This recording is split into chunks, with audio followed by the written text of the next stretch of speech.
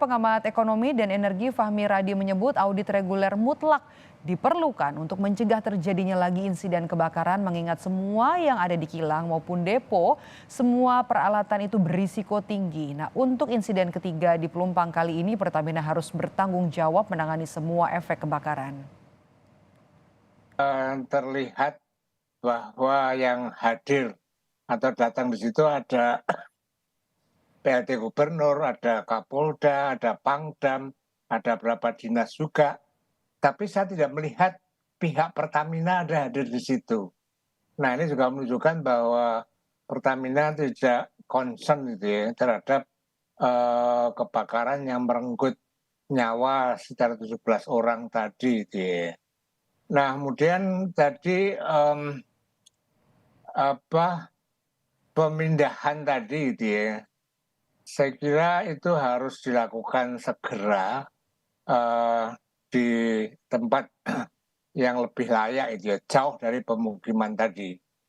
Nah, kemudian yang ketiga, dengan pemindahan tadi, maka perlu diterapkan suatu sistem keamanan yang menggunakan standar internasional yang itu standarnya adalah zero accident gitu ya.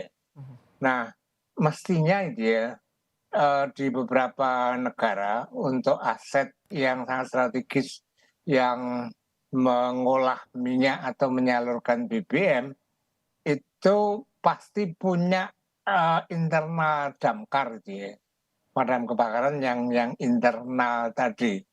Nah, sehingga sebelum meluas kebakaran tadi itu pemadam kebakaran internal tadi sudah bisa mematikan lebih dulu. Tapi kalau saya melihat sepertinya tidak punya internal damkar tadi gitu ya, sehingga begitu kena angin kemudian meluas dalam jumlah yang besar.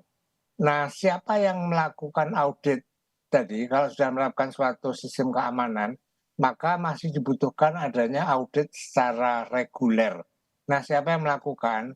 Secara teknis, Pertamina itu kan di bawah Kementerian SDM.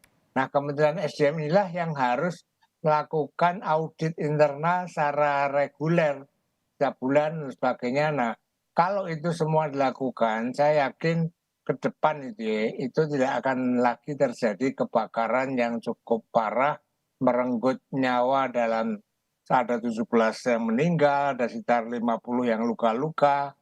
Nah, kemudian tadi Pak PLT Gubernur kan masih akan bicara dengan Pertamina tentang ganti rugi gitu ya.